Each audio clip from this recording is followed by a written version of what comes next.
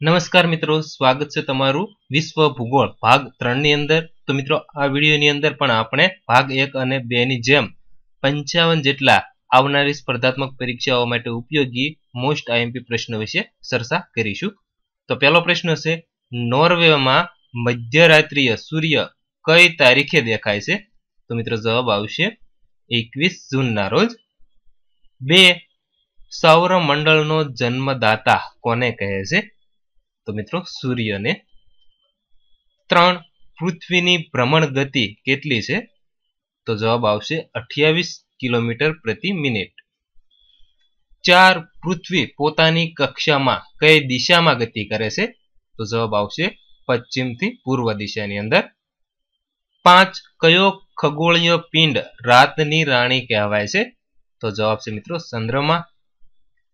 6 એક વર્ષમાં વધુમાં વધુ કેટલા ગ્રહણ થઈ શકે છે? તો મિત્રો 7। 7 કયા ગ્રહને પૃથ્વીની જુડવા બહેન તરીકે પણ ઓળખવામાં આવે છે? તો મિત્રો જવાબ આવશે શુક્રને। 8 પૃથ્વી પર કેટલા આવરણો આવેલા છે?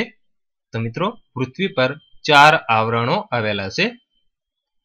9 પૃથ્વી પર આવેલા આવરણોના નામ જણાવો। તો મિત્રો પૃથ્વી પર 4 આવરણો આવેલા છે, કયા કયા? તો પ્રથમ ઘનાવરણ, બીજું જલાવરણ, ત્રીજું વાતાવરણ અને ચોથું છે જૈવાવરણ। 10 ગ્રીનિચ કયા દેશમાં આવેલ છે?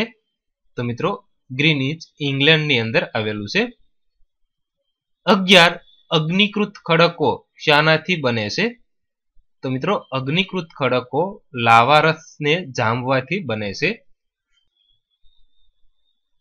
12 જ્વાળામુખીના પ્રકારો કેટલા છે?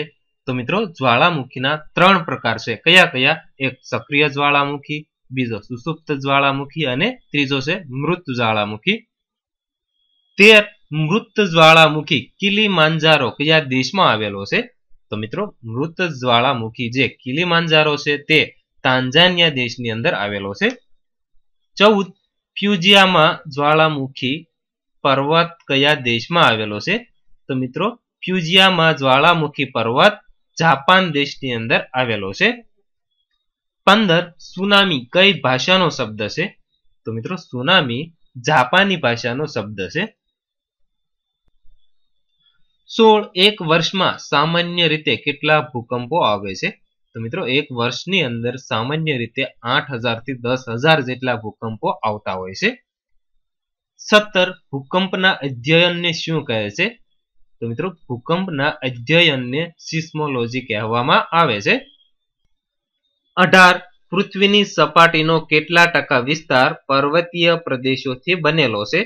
તો મિત્રો પૃથ્વીની સપાટીનો 26% વિસ્તાર છે પર્વતીય પ્રદેશોનો બનેલો છે। 19 પર્વતની ઉત્પત્તિ અનુસાર કેટલા પ્રકારો પડે છે? તો મિત્રો પર્વતની ઉત્પત્તિ અનુસાર 4 પ્રકારો પડે છે। 20 હવાઈ જહાજ મોટે ભાગે કયા આવરણમાં ઉડે છે? તો મિત્રો હવાઈ જહાજ મોટા ભાગે સમતાપ આવરણની અંદર ઉડતા હોય છે। 21 સંસાર ઉપગ્રહ વાયુમંડળના કયા સ્તરમાં સ્થિત થાય છે? તો મિત્રો જે આપણે સંસાર ઉપગ્રહો છે તે વાયુમંડળના આયનાવરણની અંદર સ્થિત થતા હોય છે। 22 ફિલિપાઇન્સ, જાપાન અને ચીની સાગરમાં આવતા ચક્રવાતી તોફાનો કયા નામે ઓળખાય છે? તો મિત્રો ફિલિપાઇન્સ, જાપાન અને ચીનની સાગરની અંદરથી આવતા જે ચક્રવાત તોફાનો છે એ ટાયફૂનના નામે ઓળખવામાં આવે છે।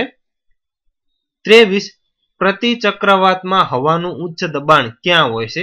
તો મિત્રો પ્રતિ ચક્રવાતની અંદર હવાનું ઉચ્ચ દબાણ ચક્રવાતના કેન્દ્રની અંદર હોય છે।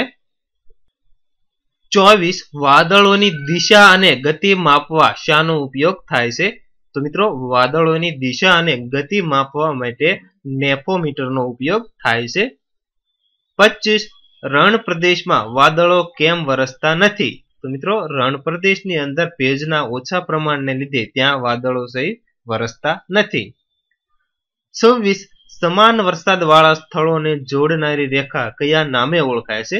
તો મિત્રો સમાન વરસાદ વાળા સ્થળોને જોડનારી રેખા આઇસોહાઇટના નામે ઓળખવામાં આવે છે।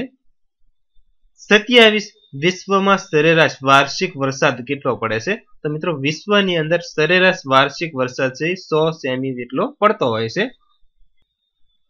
28 વિક્ટોરિયા સરોવર કયા ખંડમાં આવેલ છે?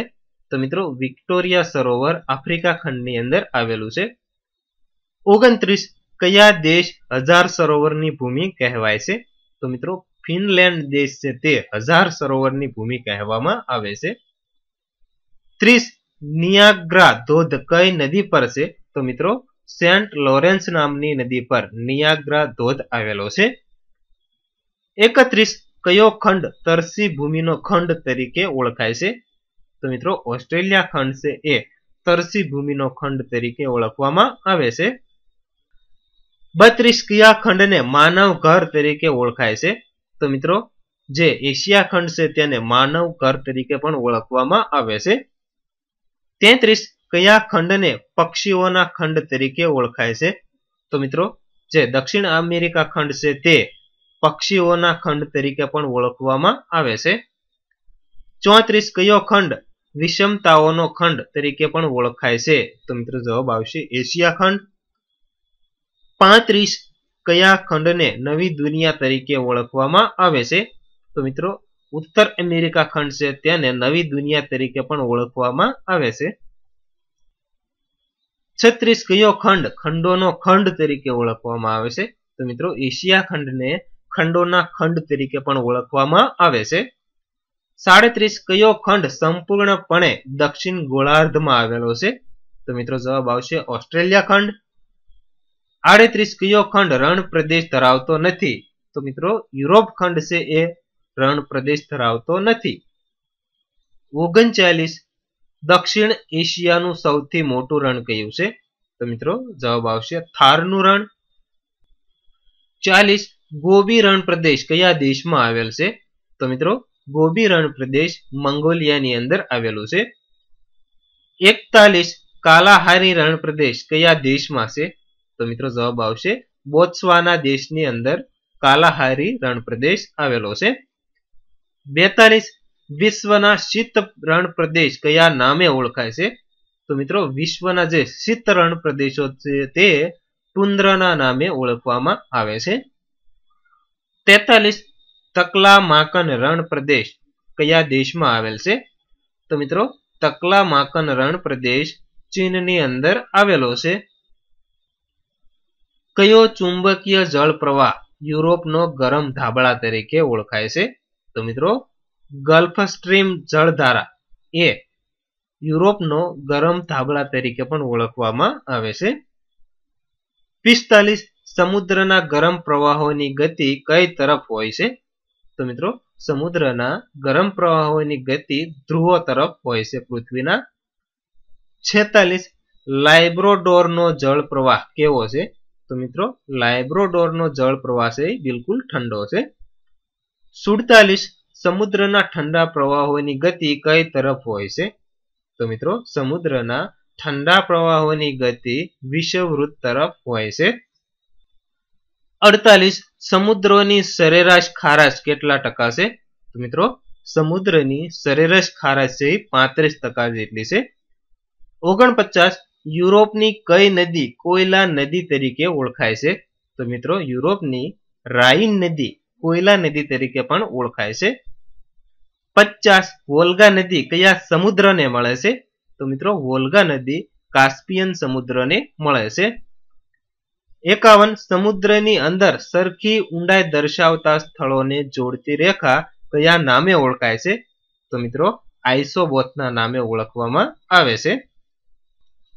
52 નકશા પર વરસાદનું વિતરણ દર્શાવતી રેખા કયા નામે ઓળખાય છે? તો મિત્રો જવાબ આવશે આઇસોહાઇટના નામે ઓળખવામાં આવે છે. 53 કયા ખંડના બધા જ દેશો દરિયા કિનારો ધરાવે છે? તો મિત્રો વિશ્વમાં ઉત્તર અમેરિકા ખંડ એવો છે કે જ્યાંના બધા જ દેશો દરિયા કિનારો ધરાવે છે. 54 કયું બંદર યુરોપોર્ટ તરીકે ઓળખાય છે? તો મિત્રો રોટરડમ નામનું બંદર યુરોપોર્ટ તરીકે ઓળખવામાં આવે છે. 55 કયું બંદર 5 સાગરોનું બંદર ગણવામાં આવે છે? તો મિત્રો મોસ્કો બંદર છે તેને 5 સાગરોનું બંદર ગણવામાં આવે છે. તો મિત્રો આ હતા વિશ્વના ભૂગોળના અતિ મહત્વના કે જે આવનારી સ્પર્ધાત્મક પરીક્ષાઓની અંદર પૂછાઈ શકે તેવા મોસ્ટ આઈએમપી 55 પ્રશ્નો. તો મિત્રો વિડીયો પસંદ હોય તો વિડીયોને લાઇક અને શેર કરવાનું ભૂલશો નહીં તથા આગળનો વિડીયો જોવા માટે પ્લીઝ અમારી આ યુટ્યુબ ચેનલને જરૂરથી સબસ્ક્રાઇબ કરી લેજો અને જલ્દીથી અમે ભાગ 4 પણ અપલોડ કરીશું.